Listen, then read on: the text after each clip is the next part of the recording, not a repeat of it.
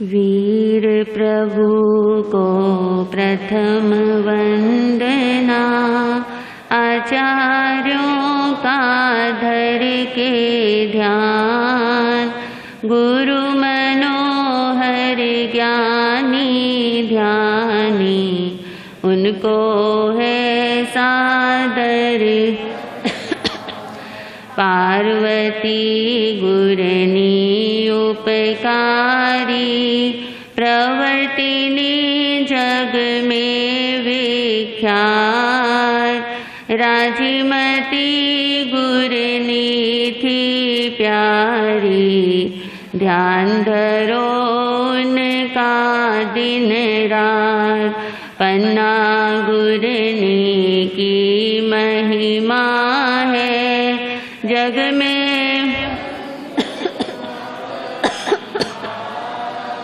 गुरनी कुसुम लता जी हमारी, उनको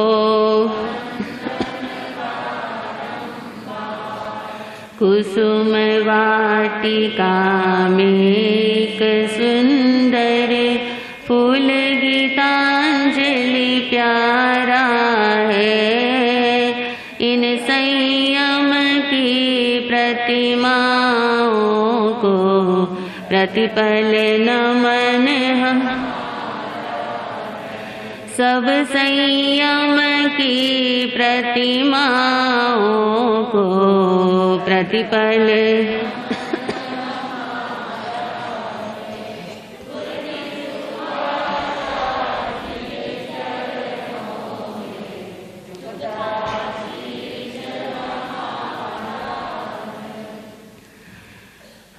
उपस्थित भव्य आत्माओं, पूज्य गुरुदेव एवं पूज्य गुरनी श्री जी महाराज की अपार कृपा से उन्हीं के पावन पवित्र चरण सरोजों में बैठकर जो अपनी अल्प बुद्धि में 2-4 चिंतन के कण ग्रहण कर पाई, उसी में से कुछ आपके समक्ष रखने का अल्प प्रयास करने जा रहे हैं। आज रविवार है। इस उपलक्ष्य में आज का टॉपिक डेली के टॉपिक से डिफरेंट रहेगा। आज का टॉपिक अनाउंस किया गया था, what is the art of living, जीवन जीने की कला क्या है। How to eat, how to think, how to speak and how to act। अगर एक पवित्र जीवन जीना चाहते हैं तो 4 बातों का ध्यान रखिए। सबसे पहली बात है आहार शुद्धि, दूसरी बात है विचार शुद्धि, तीसरी बात है उच्चार शुद्धि और चतुर्थ बात है व्यवहार शुद्धि। यदि आप इन 4 बातों का ध्यान रखेंगे तो आपका जीवन प्योर एंड पीसफुल होगा, पवित्र और शांतिपूर्ण होगा। इसलिए आइए प्रवचन को सिर्फ इंपोर्ट एंड एक्सपोर्ट ना करें, एक कान से सुनकर दूसरे कान से न निकाल दें, बल्कि यहाँ से जाने के बाद इन 4 बातों के अंदर परिवर्तन लेकर आए। सबसे पहली बात का जो आपको ध्यान रखना है, चाहे आप ओल्ड एज में हैं, चाहे आप यंग एज में हैं, चाहे आप बच्चे हैं, चाहे आप प्रौढ़ हो गए हैं, चाहे आप महिला हैं, चाहे आप पुरुष हैं, ये प्रवचन और ये 4 बातें आप सभी के लिए हैं। आहार शुद्धि अगर होगी तो विचार, उच्चार और व्यवहार की शुद्धि भी हो जाएगी। इसलिए पहले अपने आहार पर ध्यान दीजिए। How to eat, what to eat. आहार शुद्धौ सत्व शुद्धि, जिसका भोजन शुद्ध होता है उसके विचार भी शुद्ध होते हैं। इसीलिए कहा जाता है जैसा खाओ अन्न। भीलवाड़ा वालों नाश्ता करके नहीं आए क्या? जैसा खाओ अन्न, उपवास है आज आचार्य सम्राट श्री आनंद ऋषि जी महाराज साहब की जन्म जयंती भी है। और ये टॉपिक भी मैंने इसीलिए रखा है कि पूज्य आचार्य प्रवर श्री आनंद ऋषि जी महाराज साहब जो शमन संघ के द्वितीय पट्टधर थे, जीवन जीने की कला उनके अंदर थी और उन्होंने ये कलाएं सिखाई। अगर हम महापुरुषों की जन्म जयंतियां, दीक्षा जयंतियां आदि मनाते हैं तो सिर्फ हम उनके गुणगान करके रह जाएं, इससे तो हमारे जीवन को क्या प्राप्त होगा? हमें उनके जैसा बनना है, हमें उनकी टीचिंग्स को फॉलो करना है और पूज्य आचार्य श्री आनंद ऋषि जी महाराज के चरणों में आपकी यही श्रद्धांजलि होगी यदि आप इन चारों बातों के ऊपर ध्यान दें और इन चारों को अपने जीवन के अंदर आचरण में उतारें। आज का ये प्रवचन उन्हीं के चरणों में अर्पण है, ये श्रद्धा सुमन के रूप में। जैसा खाएं अन्न, क्या ये बात साइंटिफिकली सही है? अगर आपने बायोलॉजी पढ़ी है तो आपने ये पढ़ा होगा।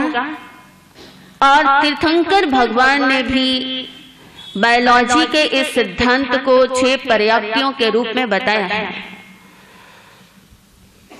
जो लोग शास्त्रों के जानकार हैं वे जानते हैं कि पर्याप्तियां कितनी होती हैं? पर्याप्तियां 6 हैं, लेकिन आपने इनको कभी साइंस से जोड़कर नहीं देखा। सबसे पहली पर्याप्ति कौन सी है? आहार पर्याप्ति। इसका मतलब क्या है? ये बायोलॉजी का सिद्धांत है, शारीरिक विज्ञान का सिद्धांत है जो महावीर दे रहे हैं। जब सबसे पहले आप अपनी माता के गर्भ में आए थे तो आप सबसे पहले अपनी मां के गर्भ में आकर आपने क्या किया था? सबसे पहला काम, फर्स्ट वर्क, आपने क्या ग्रहण किया था? सबने, आप सबने सबसे पहले अपनी माता के गर्भ में जब आप किसी गति का शरीर छोड़कर आए, ये आप नहीं जानते कि आप नरक का शरीर छोड़कर आए या पिछले जन्म में देवता थे या मनुष्य का शरीर छोड़कर आए या किसी पशु पक्षी कीड़े मकोड़े की योनि के अंदर थे, लेकिन आपने जो पिछला शरीर छोड़ा और आप अपनी इस जन्म की माता के गर्भ के अंदर जब आत्मा के रूप में आए तो सबसे पहला काम आपने क्या किया?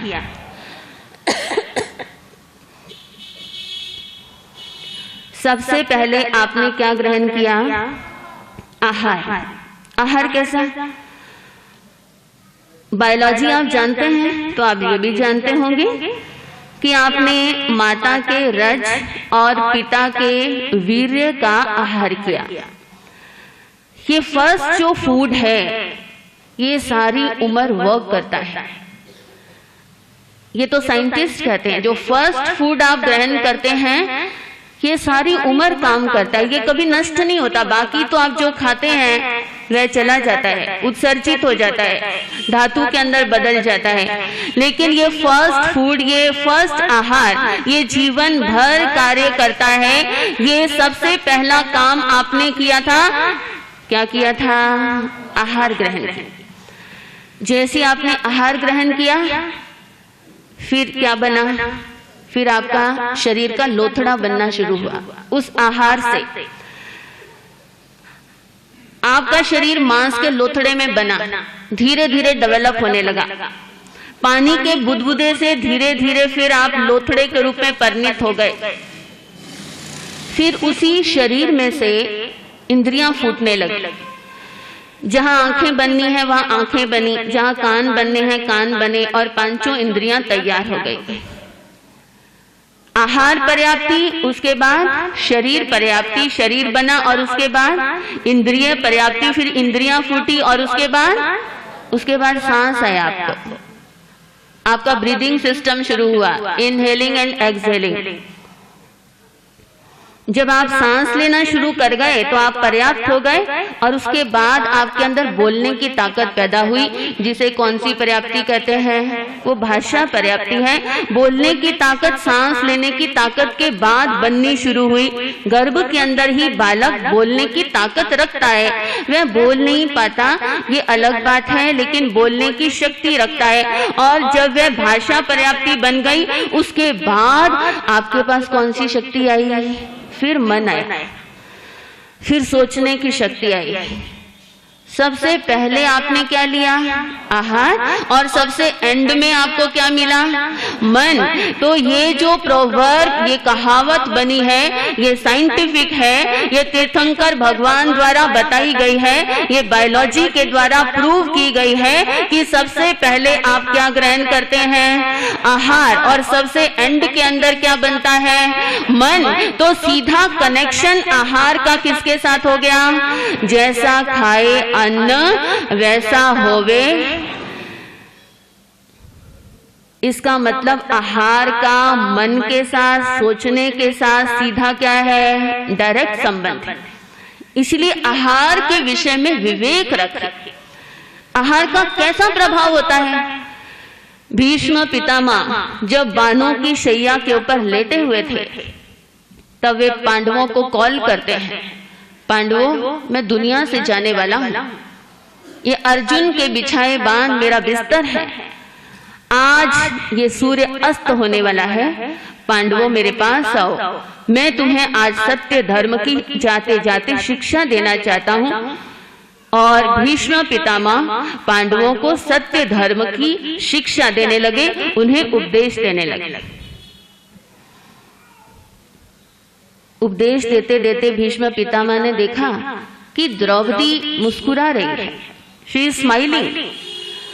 भीष्म पिता ने आश्चर्य युक्त होकर कहा, पुत्री, मैं उपदेश दे रहा हूं और तुम क्या मेरी मजाक बना रही हो? तुम मुस्कुरा रही हो। तुम्हारे मुस्कुराने के पीछे कोई ना कोई कारण होना चाहिए, क्योंकि Draupadi was a literate woman, वो एक विदुषी स्त्री थी, वह लर्नड स्त्री थी। तुम्हारे मुस्कुराने के पीछे कोई ना कोई रीजन होना चाहिए, कारण होना चाहिए, तुम क्यों मुस्कुरा रही हो? द्रौपदी ने कहा, ताजश्री, मैं इसलिए मुस्कुरा रही हूं कि आज जब आप अंतिम समय के अंदर हैं और बाणों की शैया के ऊपर आप लेटे हुए हैं, अंतिम श्वास आपकी चल रही है, तब इस समय आप सत्य धर्म का उपदेश दे रहे हैं। मैं ये सोचकर मुस्कुरा रही हूँ कि उस समय, जिस समय भरी सभा के अंदर आप सिंहासन पर विराजमान थे, आप ज्येष्ठ गुरु थे, और उस समय जब भरी सभा के अंदर मेरी साड़ी खींची जा रही थी, जब मेरा चीर हरण किया जा रहा था, तब भी भीष्म पितामह आप ही वहां पर थे और आप ज्येष्ठ गुरु के रूप में थे। उस समय आपका ये सत्य धर्म का उपदेश कहां चला गया था? उस समय आप ज्येष्ठ गुरु होने पर भी मौन क्यों रहे? भीष्म पितामह ने कहा, पुत्री, इस बात के लिए मैं तुमसे क्षमा मांगता हूं, वो मेरी गलती थी। एक असहाय नारी का चीर हरण हो रहा हो और सिंहासन पर बैठा हुआ एक ज्येष्ठ गुरु अगर मौन धारण करके रहता है तो ये मेरा अपराध था। लेकिन द्रौपदी, उस समय दुर्योधन का अन्न मेरे शरीर के कण कण के अंदर था। दुर्योधन का अन्याय और शोषण का आहार मैं ग्रहण करता था, और उस आहार का प्रभाव मेरे मन मस्तिष्क पर ऐसा पड़ा हुआ था कि मैं सत्य को देखकर भी मैं क्या रहा? मैं मौन रहा, मैं चुप रहा। लेकिन अब अर्जुन के बाणों ने ये सारा अशुद्ध रक्त, वो आहार का, तामसिक आहार का वह अशुद्ध रक्त सारा अर्जुन के बाणों ने क्या कर दिया है? निकाल दिया है। वह सारा आहार का दूषित रक्त निकल चुका है और अब मेरे सामने सत्य क्या हो गया है, स्पष्ट हो गया है। सत्य का सूर्य मेरे सामने झिलमिला रहा है। इसलिए उस दुर्योधन के आहार का प्रभाव समाप्त होते ही अब मुझे क्या दिखाई दे रहा है, अब सत्य दिखाई दे रहा है। जैसा खाए अन्न, ये है आहार का प्रभाव। लोग कहते हैं हम सामायिक करते हैं, हमारा मन चंचल रहता है, माला करते हैं, दिमाग इधर उधर घूमता रहता है। प्रवचन सभा के अंदर बैठे हुए हैं लेकिन इधर उधर के विचार दिमाग के अंदर आ रहे हैं, टेंशन है और कई बातें दिमाग के अंदर घूम रही हैं। और जब हम ध्यान साधना के लिए बैठते हैं तब भी हमारा मन नहीं टिकता है। आप ये कंप्लेंट्स करने की बजाय अपना आहार शुद्ध कीजिए, अपने आहार की आदतें सही कीजिए। आप कहेंगे महाराज आहार कितनी तरह का होता है? श्री कृष्ण गीता के अंदर बताते हैं कि हे अर्जुन, कभी कभी आहार का त्याग भी किया करो, ये भी आहार की शुद्धि है। अर्जुन ने कहा आहार का त्याग करने की क्या जरूरत है? कृष्ण ने कहा देखो, अगर अग्नि जल रही हो और आप अग्नि को बुझाना चाहते हैं, तो अगर आप उस अग्नि को बुझाना भी चाहते हैं और फिर आप उस अग्नि के अंदर ईंधन भी डाले जा रहे हैं, बार बार ईंधन डाल रहे हैं, तो वो अग्नि बताओ बुझेगी या जलेगी? हाँ भीलवाड़ा वालों, आपके अंदर भी क्रोध की अग्नियां जलती हैं, अभिमान की अग्नियां जलती हैं, छल और कपट की अग्नियां जलती हैं, लालच की अग्नियां जलती हैं, काम विकार क्रोध वासना की अग्नि जलती है। इस अग्नि को आप बुझाना चाहते हैं, चंचलता की अग्नि को आप समाप्त करना चाहते हैं, विषय विकारों के चिंतन जो आपको परेशान करते हैं आप अपने मन को मुक्त करना चाहते हैं, तब इस अग्नि को अगर बुझाना चाहते हो तो आप सीधा काम करो कि तपस्या रूपी जल इसके ऊपर डालो, शुद्ध ज्ञान रूपी जल इसके ऊपर डालो। लेकिन आप क्या करते हैं, इधर तो अग्नियां परेशान कर रही हैं और इधर आहार रूपी ईंधन के ईंधन क्या कर रहे हैं, ईंधन पर ईंधन डालते जा रहे हैं। आप शरीर के अंदर जितना ज्यादा ईंधन डालोगे और ऐसा तामसिक ईंधन डालोगे तो ये अग्नियां बुझने की बजाय और ज्यादा क्या होंगी, इससे बाहर की क्रियाओं का कोई प्रभाव नहीं पड़ेगा। आपको आहार की शुद्धि पहले करनी पड़ेगी। आहार 3 प्रकार का है, एक है सात्विक आहार, दूसरा है राजसिक आहार और तीसरा है तामसिक आहार। तामसिक आहार है मांस, अंडा, पान, सुपारी, गुटखा, जितनी भी नशीली चीजें हैं, जितना भी मांसाहार है, ये सब किसके अंदर आता है, ये सब तामसिक आहार है। आपको एनिमल प्रोडक्ट्स ग्रहण नहीं करने चाहिए, चाहे वो कितने ही अच्छे लगते हो, चाहे वो देखने में कितने भी खूबसूरत हो, वो अंदर जाकर आपके अंदर ऐसी अग्नि प्रज्वलित करते हैं कि फिर आप कहते हैं माला कर रहे हैं लेकिन कुछ बन नहीं रहा। आपको इस प्रकार का आहार ग्रहण नहीं करना है, शराब आदि आपको ग्रहण नहीं करनी है। भुलिया इस मंडा की समझौना, इधरों पुटना ते इधर लाना। ये मैं पंजाबी बोल रही, पंजाबी में बुल्ले शाह नाम के कवि हुए हैं।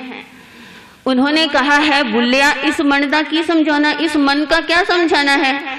अगर आप शराब पीते भी हैं, अगर आप कोई नशा करते भी हैं, अगर आप गुटखा आदि खाते भी हैं, तो अभी अभी बैठे बैठे ही आप त्याग कर सकते हैं। बुल्लिया इस मंडा की समझौना, इधरों पुटना ते इधर लाना। इधर से वो बुरी आदत को उखाड़ो और सत्संग और स्वाध्याय के अंदर अपनी आदत को क्या करो, लगा दो। पेड़ को इधर से उखाड़ा, इधर लगा दिया, अपनी आदत को इधर से हटाओ और इधर लगाओ। इसमें कोई मुश्किल नहीं है। आप आई कांट का मंत्र मत पढ़ो, आप एक मंत्र पढ़ो।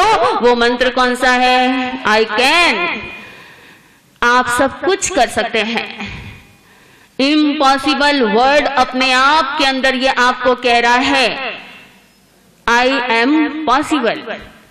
इम्पॉसिबल शब्द के अंदर जो पहला IM है वो आपको सीधा SMS दे रहा है, आपको मैसेज दे रहा है कि इम्पॉसिबल कुछ नहीं होता है। इम्पॉसिबल शब्द कह रहा है कि I am पॉसिबल। भीलवाड़ा वालों बोल तो दिया करो। कहीं कहीं मुझे ऐसा लगने लग जाता है कि सारे सो ही गए हैं, ना आप हिलते हैं ना डुलते हैं, आप बिल्कुल स्टैचू बन जाते हैं। तो मुझे लगता है कि सारे सो तो नहीं गए, इसलिए मैं पूछती हूँ, इम्पॉसिबल जो वर्ड है वही अपने आप के अंदर कह रहा है कि I am पॉसिबल।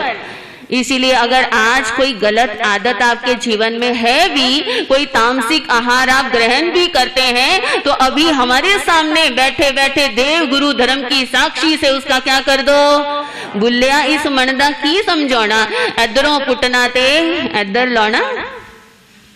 तुम चाहते तो तुम वरदान बन सकते थे, तुम चाहते तो तुम महान बन सकते थे। तुम तो ठहर गए बोतलों के गंदे पानी में, तुम तो ठहर गए बोतलों के गंदे पानी में। अगर तुम चाहते तो तुम भगवान बन सकते थे। आओ, भगवान बनने के लिए हमारा इनविटेशन है, तीर्थंकर भगवान का आमंत्रण है। इस आमंत्रण पत्र को स्वीकार करो और अपने जीवन को महान बनाओ। अगर आप एक बार संकल्प कर लें तो आप यहीं बैठे बैठे अपना तामसिक आहार क्या कर सकते हैं। आप तामसिक आहार छोड़कर देखो, फिर देखो ये मन की अग्नियां अपने आप ही क्या हो जाएंगी। आपका मन अपने आप लगने लगेगा, आपका चित्त पवित्र होगा। दूसरा आहार है राजसी आहार, ये चंचलता पैदा करता है। तामसिक आहार काम विकार पैदा करता है और राजसिक आहार चंचलता पैदा करता है। राजसिक आहार कौन सा है? जैसे आप ज्यादा मिर्च मसाले वाली चीजें खाते हैं, ज्यादा फ्राइड चीजें खाते हैं, टिक्कियां, गोलगप्पे। आप एक बार रेडी पर खड़े हो जाएं तो आपकी गिनती नहीं रहती कि कितने गोलगप्पे आपने खा लिए। इधर अगर कोई एक अच्छी लिटरेरी बुक, एक धार्मिक किताब आपको खरीदनी पड़े तो आप कहते हैं 100 रुपए की, 200 रुपए की, ये तो बड़ी महंगी है। और जब गोलगप्पे की रेडी पर खड़े हो जाते हैं तो ये पता ही नहीं चलता कि 50-100 के गोलगप्पे किधर चले गए। ये राजसिक आहार है, इसके ऊपर भी आपको कंट्रोल करना पड़ेगा। बाजार का खाना, होटलों का खाना, ये सारा राजसिक आहार है। ये राजसिक और तामसिक आहार मिलकर आपके चित्त को बेचैन करता है और फिर जब आपका अपने ऊपर कंट्रोल नहीं रहता तो आपके विचार दूषित होते हैं। विचार दूषित होते हैं तो वचन दूषित होता है, वचन दूषित होता है तो व्यवहार दूषित होता है, और जब व्यवहार दूषित होता है तो पूरा जीवन ही क्या हो जाता है। इसीलिए मैं कह रही हूं, आप तामसिक आहार का त्याग करो, राजसी आहार के ऊपर कंट्रोल करो और आप सात्विक भोजन ग्रहण करो। जो एक शाकाहारी व्यक्ति सिंपल भोजन करता है उसे सात्विक भोजन कहा जाता है, जिसके अंदर दाल, रोटी, दूध आदि ये सब चीजें आती हैं। लेकिन इसमें भी आपको ध्यान रखना है कि जब आप ये सात्विक भोजन भी ग्रहण करें तो कम मात्रा के अंदर ग्रहण करें। आप कहेंगे भूख लगती है तो कंट्रोल कैसे करें? इसका तरीका मैं आपको बताती हूँ, पहले भी मैंने आपको बताया है। आपका खाना खाने का जो तरीका है इसे थोड़ा सा चेंज कीजिए। आप थोड़े आहार के अंदर आपकी भूख मिट जाएगी और कम आहार करेंगे, बॉडी भी ठीक रहेगी और मन भी शांत रहेगा, आत्मा में शक्तियां भी पैदा होंगी। मैंने आपको पहले बताया था, जिन्होंने नहीं सुना वे आज सुन लें कि जब भी आप भोजन करते हैं जिधर से भी आप ग्रास को चबाएं उधर से ही ग्रास को चबाकर आप गले से नीचे उतार लें। ग्रास को आप इधर उधर मुंह के अंदर सर्कुलेट ना करें। ये तरीका है सही तरीके से खाना। इससे आप अगर 4 रोटी रोज खाते हैं तो 2 रोटी के अंदर पेट भर जाएगा, 2 खाते हैं तो 1 रोटी के अंदर पेट भरेगा और शक्ति उससे भी ज्यादा प्राप्त होगी। आपको शक्ति से मतलब है, आपको ज्यादा भोजन से मतलब नहीं है। लेफ्ट साइड से आप खा रहे हैं तो लेफ्ट साइड से ही खाइए, राइट से जो ग्रास डाल लिया उसे राइट साइड से चबाइए, इधर उधर, left to right, right to left, आप इसे सर्कुलेट मत कीजिए, इससे आपको नुकसान होता है। आमतौर पर आप ऐसे ही भोजन करते हैं जिससे सूर्य नाड़ी चंद्र नाड़ी दोनों का कांटेक्ट होता है, और दोनों तरफ से एक साथ भोजन करने से आपका पेट का डाइजेशन सिस्टम खराब हो जाता है, और जिस व्यक्ति का पेट सही नहीं रहता ऐसे व्यक्ति के जीवन में अनेकों बीमारियां आती हैं, और अनेकों बीमारियां आती हैं तो मन क्या रहता है, बुझा बुझा रहता है। आपका स्वास्थ्य काफी कुछ आपके हाथ में है। ये खाने का तरीका भी आप थोड़ा सा चेंज करके देखिए, आप देखेंगे अगर आप राइट साइड से भोजन खाएंगे तो आपको कभी भी गैस्ट्रिक प्रॉब्लम नहीं होगी, और अगर लेफ्ट साइड से आप ग्रास को चबाकर पेट में उतारेंगे तो आपको कभी एसिडिटी की प्रॉब्लम नहीं होगी। ये पित्त, कफ और वायु तीनों के ऊपर कंट्रोल करने के लिए ये सिस्टम आचरांग सूत्र के अंदर तीर्थंकर भगवान महावीर स्वामी ने ये खाने का तरीका बताया, भोजन का तरीका बताया। इससे आप कम आहार के अंदर ज्यादा शक्ति प्राप्त करेंगे, और सात्विक भोजन भी आप कम से कम ग्रहण करेंगे। एक पेशेंट डॉक्टर के पास गया, बोला डॉक्टर मुझे मोटापा बहुत बढ़ रहा है, इसको कम करने की दवाई दे दो ताकि मैं भी और लोगों की तरह स्लिम ट्रिम हो जाऊं। डॉक्टर ने कहा दवाई तो मैं देता हूं, पहले अपनी डाइट बताओ, तुम क्या खाते हो? बोला मैं खाता तो कुछ भी नहीं, बस ऐसे ही शरीर में गैस ही गैस भरे जा रही है। खाने के नाम पर तो मेरा भोजन नाम मात्र का है कि सुबह सुबह नाश्ते के टाइम मैं सिर्फ 1 पतीला दूध पीता हूँ और 10 पराठे खाता हूँ, खाता कुछ भी नहीं।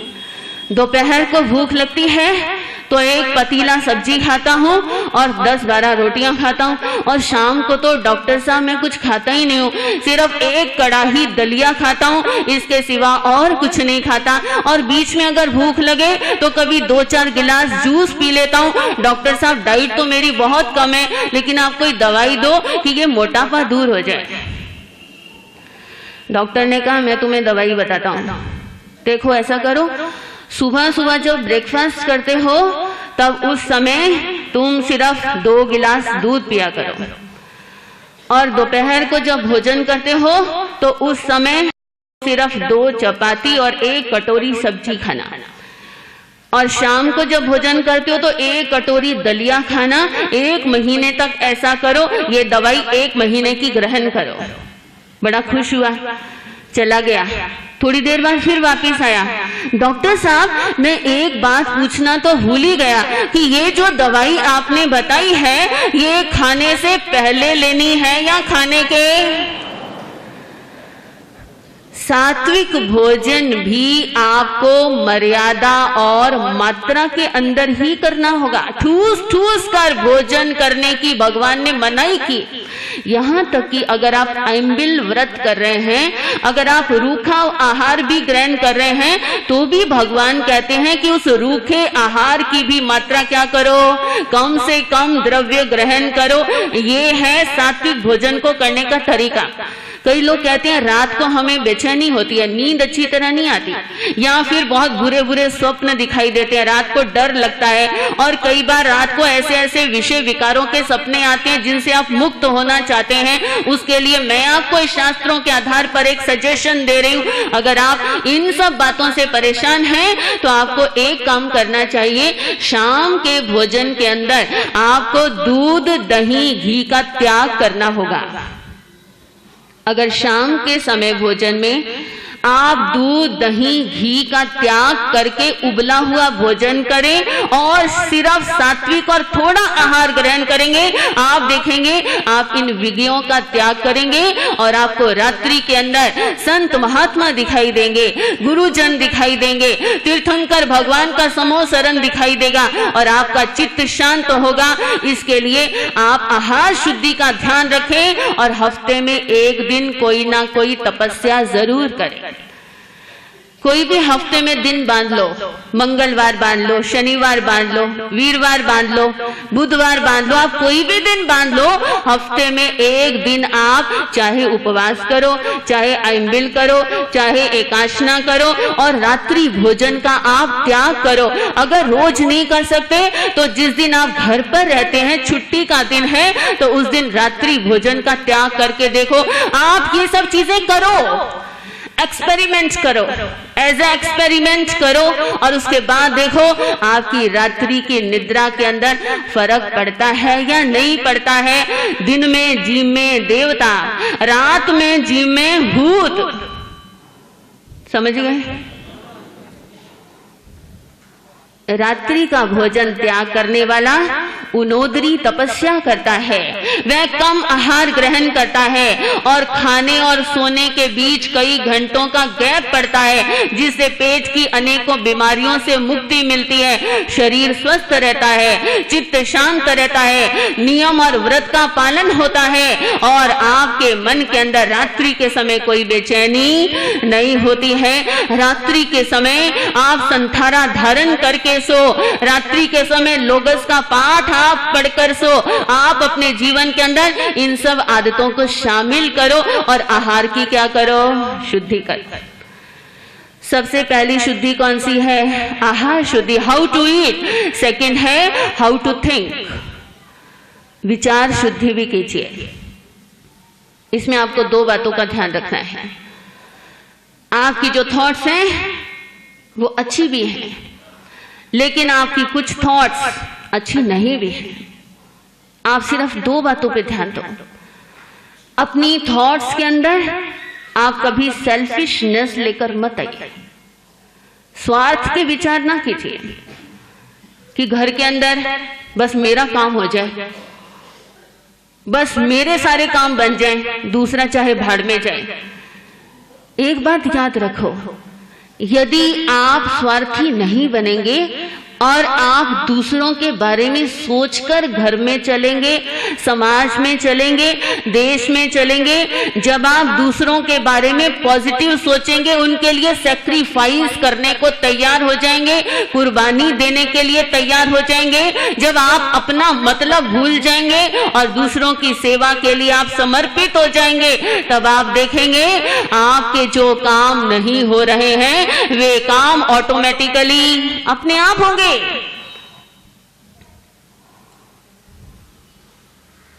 ये हाथ कितनी मेहनत करता है। खेत के अंदर फसल कौन बोता है? ये हाथ। फसल काटता कौन है? हाथ। उसमें से दाने कौन निकालता है? ये हाथ। फिर मार्केट के अंदर उस फसल को लेकर कौन जाता है? ये हाथ। फिर आटा कौन बनाता है? ये हाथ। फिर आटा गूंथता कौन है? ये हाथ। फिर उस आटे का पेड़ा कौन बनाता है? ये हाथ। और फिर चकले के ऊपर इसे बेलता कौन है? ये हाथ। और ये हाथ उस बेली हुई रोटी को तवे के ऊपर क्या करते हैं? फिर तवे पर कौन डालता है? ये हाथ। और फिर तवे के ऊपर इसे सेकता कौन है? ये हाथ। उसके ऊपर जब रोटी पक गई घी कौन लगाता है? ये हाथ। और जब घी लग जाता है, रोटी तैयार हो जाती है, तो ग्रास कौन तोड़ता है? ये हाथ। लेकिन ग्रास तोड़ने के बाद, इतनी मेहनत का प्रोसीजर करने के बाद, ये हाथ उस ग्रास का दान किसको कर देता है? अगर ये हाथ इनकार कर दे कि मैंने मेहनत की, फसल बीज बोने से लेकर ये ग्रास तोड़ने तक की मेहनत मैंने की है, और अब मैं ये ग्रास किसी को नहीं दूंगा, मैं मुंह को नहीं दूंगा, मैं इसे नहीं छोड़ूंगा, क्योंकि ये सारी मेहनत मैंने की है। अगर ये हाथ ऐसा सोच ले तो आप सोचो रिजल्ट क्या आएगा? ग्रास हाथ में रहेगा, मुंह को भोजन नहीं मिलेगा। धीरे धीरे भोजन के अभाव में पूरी बॉडी क्या होने लगेगी? वीक होने लगेगी, सारा शरीर कमजोर पड़ने लगेगा। जब सारा शरीर कमजोर पड़ेगा तो ये हाथ भी बलवान रहने वाला नहीं है, ये हाथ भी क्या हो जाएगा? ये हाथ भी कमजोर हो जाएगा। आप चाहे जितनी भी मेहनत करते हैं, आप अपनी फैमिली को दो, आप अपने माता पिता को दो, आप अपने सास ससुर को दो, आप अपने बीवी बच्चों को दो, आप अपने घर के अंदर समाज के अंदर उसका दान करो, आप गरीबों के अंदर बांटो, आप दूसरों की इच्छाओं का ध्यान रखो, आप विश्व और देश की सेवा करो। आप देखेंगे जो आप दूसरों को देंगे तैसे तैसे आप अपने आप ही क्या होने लगेंगे, बलवान बनेंगे। आपके अपने काम अपने आप हो जाएंगे। आपके काम इसीलिए नहीं होते कि आप सेल्फिश मोटिव रखकर चलते हैं, आप हर चीज के अंदर अपने आप को सेंटर बना के चलते हैं। अगर साधु महात्मा भी स्वार्थी हो जाएं तो वे प्रवचन क्यों करें, वे इतना पसीना क्यों बहाएं, वे अपने शरीर को इतना कष्ट देकर इतनी दूर दूर स्थानों तक की विचरण और विहार क्यों करें। सबको अपना सुख छोड़ना पड़ता है, तब जाकर वह देश और समाज को कुछ दे पाता है। और जब देश और समाज को जो व्यक्ति देता है वह समाज उलट के उनको क्या कर देता है, उलट के वापिस करता है। आप जिसकी भी सेवा करते हैं वे सब वापिस आपकी सेवा करते हैं। संत समाज की सेवा करता है, समाज संत को अपनी हथेलियों के ऊपर उठा लेता है। और अगर आप परिवार और समाज की सेवा करेंगे तो परिवार और समाज आपको सुरक्षा देंगे। इसीलिए स्वार्थी मत बनो। एक गरीब लड़का था, झोपड़ी में अपनी मां के साथ रहता था। ध्यान से सुनना, क्योंकि बच्चे भी हैं, युवा भी हैं। मेरी क्लास बहुत विचित्र है। अगर कॉलेज के अंदर एमए की क्लास में जाओ तो सारे एमए के स्टूडेंट होते हैं, बीए की क्लास कोई टीचर लेता है तो सारे बीए के स्टूडेंट होते हैं, मैट्रिकुलेशन की क्लास के अंदर सब 10th लेवल के 10th स्टैंडर्ड के बच्चे होते हैं। लेकिन मेरी क्लास तो बड़ी विचित्र है। इसके अंदर डॉक्टर, वकील, जज और कितने लिटरेट एजुकेटेड पर्सन भी बैठे हुए हैं और ऐसे नन्हे नन्हे बच्चे भी बैठे हुए हैं जिनको अभी लिखना भी नहीं आता। ऐसी अनपढ़ महिलाएं भी बैठी हैं, ऐसी मेरी माताएं भी बैठी हैं जो अंगूठा लगाना जानती हैं। तब मेरी क्लास के अंदर जो भी बैठा है मुझे सबको कुछ ना कुछ देना है और हर व्यक्ति को कुछ ना कुछ देकर भेजना है। इसीलिए मेरी बातों को ध्यान से सुनो। वह जो लड़का गरीब था, एक दिन उसकी माँ ने परेशान होकर कहा, इस कुटिया के अंदर रहते रहते जीवन खत्म होने वाला है और अभी तक गरीबी समाप्त नहीं हुई। तू ऐसा कर, यहां से 100 किलोमीटर दूर एक पहाड़ी के नीचे एक सिद्ध योगी रहता है, उसके पास जा बेटा। वो सिद्ध योगी जिस प्रश्न का जो उत्तर दे देगा वह उत्तर सही होता है और वो योगी का वरदान और आशीर्वाद कभी खाली नहीं जाता। तू उस योगी से पूछ कर आ कि हमारी गरीबी कब मिटेगी। प्रश्न क्या है भीलवाड़ा वालों, हमारी गरीबी कब मिटेगी। लड़का चल पड़ा, 25 किलोमीटर गया था, प्यास लगी। एक सेठानी की हवेली के बाहर जाकर उसने पानी मांगा। सेठानी ने कहा, पानी क्यों बेटा, भोजन कर लो। उसे भोजन करवाया। कहाँ जा रहे हो, उसने बता दिया कि बेटा एक प्रश्न मेरा भी ले जाओ। मेरी गूंगी बेटी है और वह बचपन से बोलती नहीं है, मुझे चिंता है ये नौजवान लड़की की शादी कब होगी। योगी से मेरा प्रश्न भी पूछा ना कि मेरी गूंगी बेटी कब बोलेगी। कितने प्रश्न हो गए। और आगे गया, जंगल के अंदर एक महात्मा मिले। बेटा कहाँ जा रहे हो, बता दिया कि मेरा एक प्रश्न भी ले जाओ। उस सिद्ध योगी से पूछ कर आना कि मैंने घर बार तो छोड़ दिया, सन्यास तो ले लिया, लेकिन इतने बरस हो गए मुझे जंगल के अंदर साधना करते हुए, लेकिन अभी भी मेरा मन साधना के अंदर क्यों नहीं लगता। कितने प्रश्न हो गए। आगे गया, योगी के पास पहुंचने ही वाला था, एक बगीचे का माली मिला। कहाँ जा रहे हो, बता दिया कि एक प्रश्न मेरा भी पूछा ना, मैं वहां तक नहीं जा सकता कि ये जो बगीचे के अंदर मैं अनार के पौधे लगाता हूँ, ये अनार के पौधे जड़ नहीं पकड़ते और सूख जाते हैं। महात्मा से पूछ कर आना कि ये अनार के पौधे जड़ क्यों नहीं पकड़ते। कितने प्रश्न हो गए। सिद्ध योगी के पास गया, पहले उनकी सेवा की। आप ऐसे ही किसी महात्मा और योगी के पास जाकर आप प्रश्न नहीं दाग सकते। लोग आमतौर पर प्रश्नों की तोप चलाते हैं। जैसे ही एक बार महाराज साहब के पास पहुंचे प्रश्नों की झड़ियां, प्रश्नों की बंदूकें चलने लगती हैं। आप कहां से आए हैं, आपके गुरु कौन है, आप किस संघ से बिलोंग करते हैं, आप इस समय क्या कर रहे हैं, ये कौन सी किताब है, इस प्रश्न का उत्तर दो। इस तरह से प्रश्न पूछने से कुछ भी प्राप्त नहीं होता है। अर्जुन को श्री कृष्ण गीता में कहते हैं गुरु से प्रश्न पूछने का तरीका है, महात्माओं से क्वेश्चन पूछने का तरीका है, परिप्रश्नेन सेवया। श्री कृष्ण गीता के अंदर कहते हैं प्रश्न पूछने से पहले अपने गुरु की क्या करनी पड़ती है, पहले सेवा करनी पड़ती है, पहले उनका दिल जीतना पड़ता है। और जब गुरु प्रसन्न हो जाते हैं तो आपको प्रश्न पूछने की भी जरूरत नहीं है, वे आपके सब प्रश्नों को अपने आप जानते हैं और उनका समाधान करते हैं। उसने गुरु की सेवा की, सिद्ध योगी प्रसन्न हुए। जब वो लौटने लगा, योगी ने कहा प्रश्न पूछो, लेकिन मेरी एक कंडीशन है, मैं एक साथ सिर्फ 3 प्रश्नों के उत्तर देता हूं। लड़के के पास प्रश्न कितने हैं? अब वो सोचने लगा कौन सा प्रश्न छोड़ूं, क्या मैं सेठानी का प्रश्न छोड़ दूं?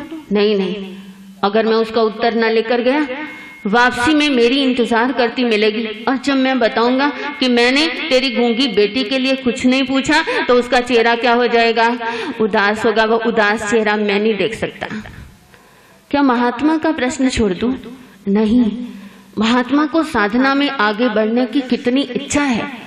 अगर मैं उनके प्रश्न का उत्तर उन्हें नहीं दूंगा और बोलूंगा कि मैंने तुम्हारा प्रश्न छोड़ दिया, तो महात्मा के दिल के ऊपर क्या पहुंचेगी, चोट पहुंचेगी और वो बेचैन होंगे। नहीं, वो बेचैनी मैं नहीं देख सकता। क्या उस माली का प्रश्न छोड़ दूं? नहीं, माली बेचारा गरीब है, मुझसे भी ज्यादा गरीब। और जब मैं उसे बताऊंगा कि तेरा प्रश्न मैंने नहीं पूछा, तो उसका दिल का शीशा तो क्या हो जाएगा, चकनाचूर हो जाएगा। नहीं, मैं उसका दिल भी नहीं तोड़ूंगा। तब मैं किसका प्रश्न छोड़ूं? 100 किलोमीटर जो व्यक्ति अपना प्रश्न पूछने के लिए योगी के पास आया है, और योगी की रात दिन जिस प्रश्न पूछने के लिए उसने सेवा की है, आज उसने ये शर्त सुनते ही सबसे पहले किसका प्रश्न छोड़ा? आज उसने अपना प्रश्न छोड़ा, अपना स्वार्थ छोड़ा, उसने अपना मतलब छोड़ा, उसने अपनी विश छोड़ी, उसने अपनी इच्छा का त्याग किया, उसने अपना सुख छोड़ा और उसने बाकी के 3 प्रश्न पूछे, उत्तर लेकर चला। पहले माली मिला, मेरे प्रश्न का उत्तर। हाँ, महात्मा ने कहा है कि जहां पर भी तुम अनार के पौधे रोपते हो, उस जमीन के नीचे 4 सोने के कलश दबे हुए हैं और उसके अंदर सोने की मोहरें भरी हुई हैं। वे कलश जब तक नीचे दबे रहेंगे तब तक अनार के पौधे जड़ नहीं पकड़ेंगे। उसने कहा रुको, पहले तुम्हारी बात की प्रामाणिकता सिद्ध करूं। उसने खुदाई की, सचमुच नीचे से क्या निकले? 4 सोने के कलश, सोने की मोहरों से भरे हुए। माली ने कहा नहीं, इसमें तेरा भी हिस्सा है। 2 कलश मैं रखूंगा और ये 2 कलश तुम ले जाओ। और सोने से मोहरों से भरे हुए वे कलश उस गरीब लड़के को दे दिए। आगे गया, महात्मा ने कहा मेरा प्रश्न पूछा, मैं बेचैनी से इंतजार कर रहा हूं। हाँ, सिद्ध योगी ने बताया है कि जब तुमने घर छोड़ा था तो तब तुमने अपनी सारी प्रॉपर्टी, सारा धन दौलत सब कुछ बेचकर तुमने 1 करोड़ का एक हीरा खरीद लिया था। और वो छोटा सा हीरा तुमने अभी तक अपनी बड़ी हुई जटाओं के अंदर छुपा रखा है। और इसी कारण से तुम्हारा मन साधना के अंदर तुमने वो हीरा इसलिए छुपाया है कि अगर सन्यास के अंदर तपस्या में मेरा मन ना लगा और मुझे दोबारा गृहस्थ में जाना पड़ा तो ये धन मेरे क्या आएगा। यही कारण है, उसके कारण तुम्हारा मन साधना के अंदर क्या रहता है, चंचल रहता है। योगी ने कहा उस सिद्ध महात्मा को ये गुप्त बात कैसे पता चली। उसी समय उसने 1 करोड़ का हीरा निकाला और किसकी हथेली पे रख दिया? उस लड़के की हथेली पे रख दिया। आगे गया, मेरी गूंगी बेटी के बारे में पूछा, ये कब बोलेगी? सेठानी ने पूछा तो लड़के ने कहा कि महात्मा ने कहा है तुम्हारी गूंगी बेटी उसी दिन बोल पड़ेगी जिस दिन वह अपने होने वाले पति को देखेगी। उसी समय लड़की आई और नाश्ते की प्लेट लेकर आई और उसने उस लड़के से कहा नाश्ता कर लीजिए। हाथ कंगन को आरसी क्या, सेठानी ने अपनी बेटी का विवाह किससे कर दिया, और सेठानी है अपनी बेटी भी दी और साथ में अपार धन दौलत संपत्ति भी दी। सारा धन लेकर जब वो जंगल के अंदर अपनी माँ के पास, उसकी कुटिया के बाहर दरवाजे के पास पहुंचा, दरवाजा खटखटाया, माँ दरवाजा खोल। बेटा प्रश्न पूछकर आ गया। माँ प्रश्न तो नहीं पूछा, लेकिन मैंने प्रश्न नहीं पूछा, लेकिन मैं प्रश्न का उत्तर लेकर, अब प्रश्न पूछने में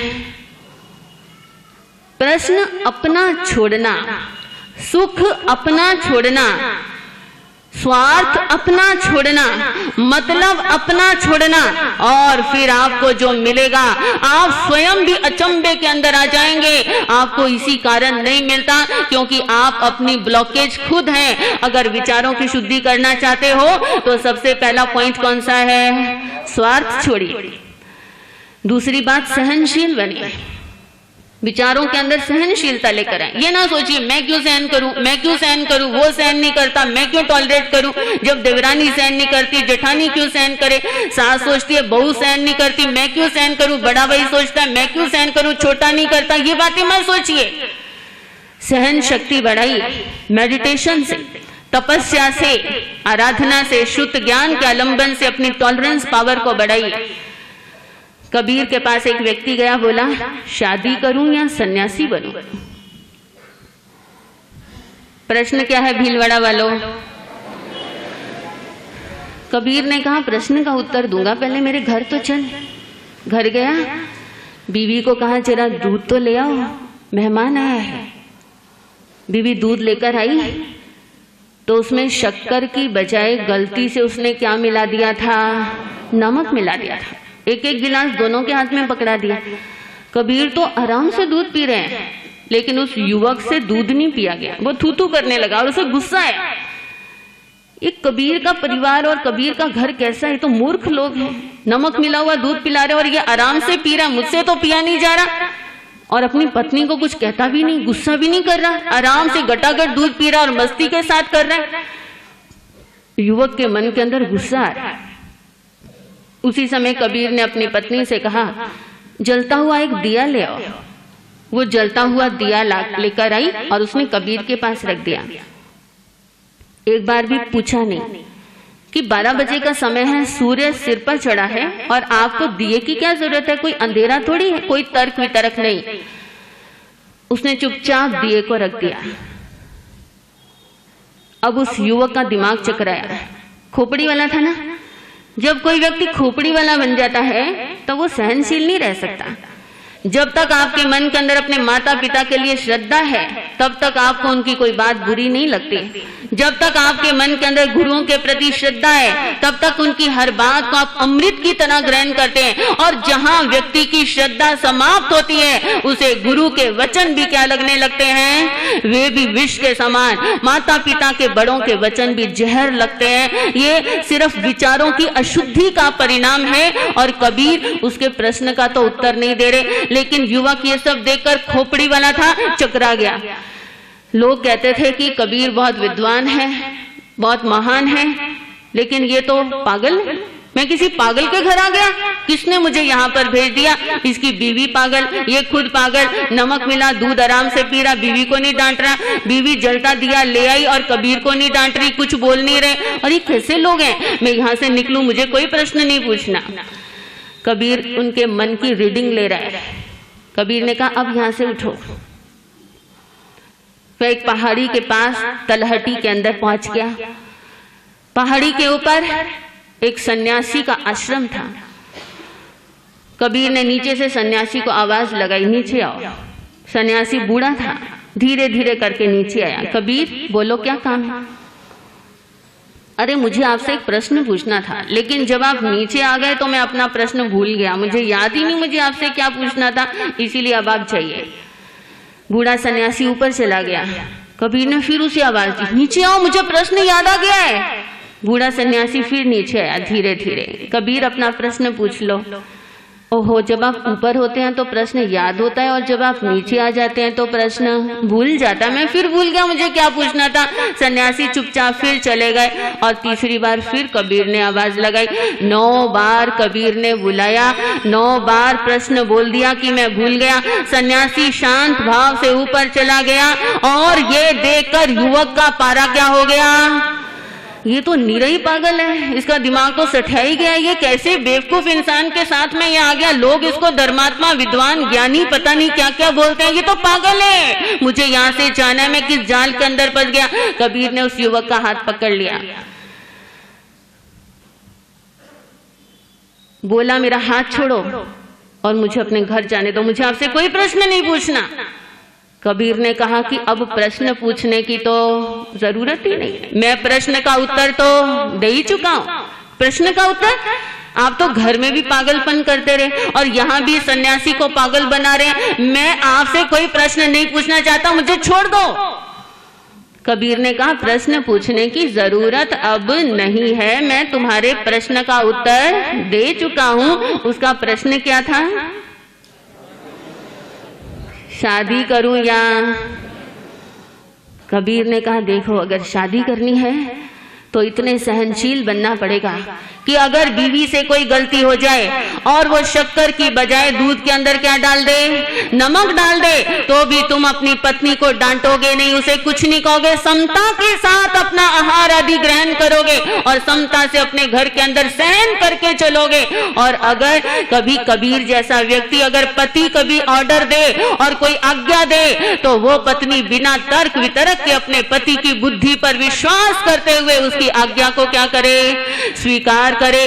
अगर पति की आज्ञा को वो स्वीकार करेगी तो उसकी एनर्जी तर्क वितर्क के अंदर खराब नहीं होगी, वो ऊर्जा सुरक्षित रहेगी और वो पति अपने जीवन में महान कार्य कर सकता है। अगर इतनी सहन शक्ति है तो तू शादी कर ले।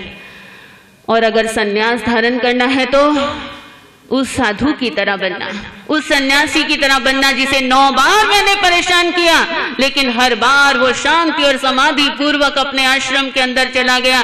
चाहे शादी करो, चाहे सन्यासी बनो, लेकिन दोनों स्थितियों के अंदर कैसे रहना पड़ेगा, सहनशील बनकर तो रहना पड़ेगा। तीर्थंकर भगवान के कान में कीले ठोक दिए गए, भगवान शांत रहे। ईसा मसीह को सूली के ऊपर चढ़ा दिया गया, लेकिन उन्होंने अपने शिष्यों को भी माफ कर दिया, क्योंकि सन्यासी और गृहस्थों के जीवन में अपने किए हुए कर्मों के फल तो आते ही हैं और उन सब को शांति पूर्वक झेलना और उन सब का उपाय शांति पूर्वक करना, यही हम सबका कर्तव्य है। पहली शुद्धि कौन सी है? दूसरी शुद्धि है विचार शुद्धि। के अंदर 2 बातों का ध्यान रखिए। पहली बात कौन सी है? स्वार्थी ना बनिए। और दूसरी बात कौन सी है? सहनशील बनिए। तीसरी बात है हाउ टू स्पीक, बोलना कैसे। 10:30 बज रहे हैं, मैं अपनी बात को शॉर्ट के अंदर बता रही हूं। How to speak, when to speak, why to speak, ये सब चीजें एक बुद्धिमान व्यक्ति अपने आप जानता है। किसी ने पूछा था कि हु इज फुलिश, फुलिश कौन होता है, मूर्ख कौन होता है? मूर्ख की सिंपल सी डेफिनेशन है कि जो चुप रहने की जगह पर बोलता है और बोलने की जगह पर, जहां चुप रहने की जरूरत है वहां पर पटर पटर बोलता ही रहता है, और जहां पर बोलने की जरूरत है वहां मौन धारण कर लेता है। वह मूर्ख व्यक्ति की निशानी है। बुद्धिमान व्यक्ति जानता है कि कब बोलना है और कहां पर। साइलेंस और स्पीच दोनों के अंदर चुनाव करने के लिए आपको विवेक चाहिए, और वो विवेक सत्संग और स्वाध्याय करने से प्राप्त होता है। अपनी जिंदगी में बोलना चाहते हो तो मुरली की तरह बोलो। गोपियों को ईर्ष्या होती थी जब कृष्ण बांसुरी को अपने होठों पर लगाते थे। हम अपना सारा काम छोड़कर आती हैं और आप इस बांसुरी के अंदर ही लीन रहते हैं। आपको ये बांसुरी बहुत प्यारी है, आपको इस बांसुरी से इतना प्रेम क्यों है? कृष्ण ने कहा ईर्ष्या न कर, जेलसी न करो। अगर किसी महापुरुष को कोई वस्तु पसंद है, अगर किसी ज्ञानी को कोई व्यक्ति पसंद है, अगर किसी महान विद्वान व्यक्ति को कोई स्थिति पसंद है, तो उससे ईर्ष्या ना करो, बल्कि उसकी क्वालिटी को देखो, उसके गुण को देखो कि इसके अंदर क्या गुण है। मुझे ये बांसुरी इसीलिए पसंद है क्योंकि इसके अंदर 3 क्वालिटीज हैं। बांसुरी के अंदर पहला गुण है कि ये बिना बुलाए नहीं बोलती। आपको भी बिना बुलाए नहीं बोलना, लेकिन लकीर के फकीर मत बन जाना। एक दिन एक भाई ये प्रवचन सुनकर घर में गया तो उसकी पत्नी चाबियों का गुच्छा ढूंढ रही थी और उसे पता था कि चाबियों का गुच्छा शेल्फ पे रखा है। उसकी बीवी को दिखाई नहीं दिया कि वो सुबह से शाम तक ढूंढती रही, लेकिन वो बेचारा चुपचाप देख रहा है, लेकिन कुछ भी नहीं बोल रहा। शाम को पत्नी को चाबी का गुच्छा मिला तो बोला, मुझे तो सुबह ही पता था कि ये चाबी का गुच्छा यहाँ रखा है। अब पत्नी ने बेलन उठा लिया, बोली जब सुबह ही आपको पता था तो आप बोले क्यों नहीं? बोले क्या करूं, आज महाराज साहब ने प्रवचन में कहा था कि बिना बुलाए। ऐसे लकीर के फकीर बनकर मेरे प्रवचन मत सुनना, बुद्धिमान बनकर हर एंगल को समझते हुए प्रवचन सुनकर जाना। बांसुरी बिना बुलाए। कई लोग, 2 लोग बात कर रहे हैं और जबरदस्ती बीच में घुसते हैं। अनइनवाइटेड गेस्ट, जिनको बुलाया नहीं गया, जिनसे कोई मतलब नहीं है, अपने आप बीच में घुसना, ये तो बेवकूफी है, ये तो मूर्खता है। और ऐसी करना, 2 व्यक्ति लड़ रहे थे, एक ने कहा मैं तेरे 32 दांत तोड़ दूंगा, दूसरे ने कहा मैं तेरे 64 दांत तोड़ दूंगा। तीसरा व्यक्ति आया, बोला पहले की बात तो समझ में आती है कि 32 दांत तोड़ देगा, क्योंकि मुंह के अंदर अगर मैक्सिमम दांत हो तो कितने हो सकते हैं? 32 हो सकते हैं। तेरी बात समझ में नहीं आई, तू इसके 64 दांत कैसे तोड़ेगा? वो बोला मुझे पता था हम दोनों लड़ेंगे और तू तीसरा बीच में जरूर बोलेगा, तो 32 इसके हैं और 32 किसके हैं? इसीलिए जब तक कोई व्यक्ति आपसे राय नहीं लेना चाहता, जब तक आपको इनवाइट नहीं कर रहा, जब तक आपसे सलाह मशविरा नहीं लेना चाहता, तो बिना बुलाए। कृष्ण ने कहा ये बांसुरी मुझे इस कारण से पसंद है कि इसके अंदर दूसरी क्वालिटी है कि जब भी इसको बुलाओ तो ये कैसा बोलती है? ये मीठा बोलती है, मधुर बोलती है, प्यारा बोलती है। इसीलिए इसने मेरा दिल क्या कर लिया है? जीत लिया है। और इसके अंदर तीसरी क्वालिटी है कि ये अपने अंदर कोई भी गांठ नहीं रखती। अगर इसके अंदर कोई कंकर फंस जाए तो इसका म्यूजिक बंद हो जाता है। अब आप अपने ऊपर इसे अप्लाई करो। आप बिना मांगे राय मत दो। आप जब भी बोलो तो कैसा बोलो? मीठा बोलो, प्यारा बोलो, लेकिन उसमें छल कपट नहीं करना। तीसरी बात है, मन के अंदर गांठ रख के मत बोलो। मन में कोई गांठ रखोगे तो जिंदगी का जो म्यूजिक है वो क्या हो जाएगा? वो ब्लॉक हो जाएगा। कृष्ण कहते हैं अगर कोई व्यक्ति मुरली के इन 3 क्वालिटीज को अपनी लाइफ के अंदर उतार लेता है तो वह आर्ट ऑफ स्पीकिंग अपने आप जान जाएगा, हाउ टू स्पीक। इसीलिए बोलने के लिए 3 बातों का ध्यान रखो। पहली बात कौन सी है? बोल तो दो भीलवाड़ा वालों। और दूसरी बात, जब भी बोलो। और तीसरी बात, मन के अंदर कोई गांठ ना रखो। ये है बोलने की कला। अगर कोई आपको अपशब्द बोलता है तो भी उसको रियलाइज करवाने के लिए अपशब्द बोलने की जरूरत नहीं है, उसका तरीका है। ईश्वर चंद्र विद्यासागर जब ट्रेन के अंदर चढ़े तो देखा 2 अंग्रेज ऑलरेडी वहां पर सीट के ऊपर बैठे और वैसे पूरा डिब्बा खचाखच भरा हुआ है, सिर्फ एक सीट खाली है, वो दोनों अंग्रेजों के बीच में। लेकिन गुलामी का जमाना था, भारत गुलाम था। कोई व्यक्ति, कोई काला व्यक्ति इंडियन ये हिम्मत नहीं कर पा रहा था कि दोनों अंग्रेजों के बीच में खाली सीट पर बैठ जाए। लेकिन ईश्वर चंद्र विद्यासागर स्वाभिमानी थे, उन्होंने कहा मैंने भी टिकट दी हुई है और मुझे यहाँ बैठना है। वे बीच में जाकर बैठ गए। अंग्रेज ने इधर से देखा, दूसरे अंग्रेज ने तिरछी नजर से देखा। एक अंग्रेज ने ईश्वर चंद्र विद्यासागर को गाली निकाली, आउल। दूसरे अंग्रेज ने भी ईश्वर चंद्र विद्यासागर को टेढ़ी निगाह से देखा और गाली निकाली, डोंकी। ईश्वर चंद्र विद्यासागर ने दोनों की गाली सुनी और शांत भाव से बैठे रहे और उन्होंने कहा, I am sitting between them.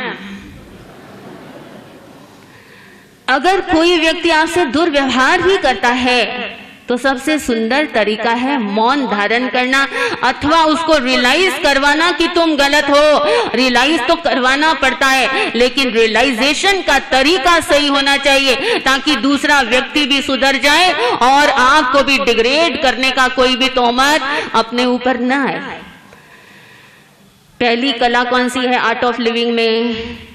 आहार शुद्धि। दूसरी कला कौन सी है? विचार शुद्धि। तीसरी कला कौन सी है? उच्चार शुद्धि। और चौथी कला है व्यवहार शुद्धि। अपना व्यवहार भी अच्छा रखिए। जब आपका आहार अच्छा है, जब आपके विचार अच्छे हैं, जब आपके उच्चार अच्छे हैं, तो अपना व्यवहार भी अच्छा रखिए। और जब छोटे लोग लड़ते हैं तो बड़ों को परेशानी हो जाती है, इसलिए अपने व्यवहार को सही बना के रखिए। छोटों की नादानी और बड़ों की परेशानी। छोटे लोग छोटी छोटी बातों पे इतना बतंगड़ बना देते, इतनी समस्याएं बना देते हैं कि बड़े लोगों को उन पहाड़ों को पार करने के अंदर कितनी प्रॉब्लम होती है, कितनी एनर्जी वेस्ट होती है। लेकिन फिर भी वो शिव जी की तरह जहर का प्याला खुद पीते हैं, लेकिन अपने छोटों की क्या करते हैं? रक्षा करते हैं। अपने व्यवहार को सही बनाइए ताकि आपके कारण फैमिली के अंदर कोई प्रॉब्लम ना हो, आपके कारण सोसाइटी के अंदर कोई प्रॉब्लम ना हो, आपके कारण देश के अंदर कोई प्रॉब्लम ना हो। आपको डर्टी पॉलिटिक्स नहीं खेलनी चाहिए, गलत राजनीति नहीं करनी चाहिए और गलत लोगों के बहकावे के अंदर भी नहीं आना चाहिए। जो व्यक्ति गलत लोगों के बहकावे में आता है और भड़क जाता है, ऐसा व्यक्ति महामोनीय कर्म का क्या करता है? बंद करता है। व्यवहार को विनम्र रखिए।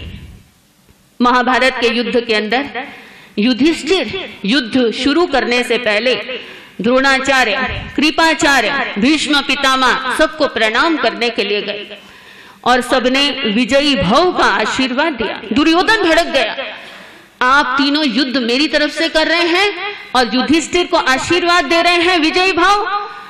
भीष्म पिता ने, द्रोणाचार्य ने, कृपाचार्य ने दुर्योधन को कहा कि देखो, ये युधिष्ठिर का शिष्टाचार है, ये युधिष्ठिर की विनम्रता है कि वह युद्ध शुरू करने से पहले हमें क्या करने आया है? प्रणाम नमस्कार करने के लिए आया है। दुर्योधन, अगर कोई व्यक्ति नमस्कार करेगा, प्रणाम करेगा, तो उसे आशीर्वाद तो अपने आप ही दिया जाएगा।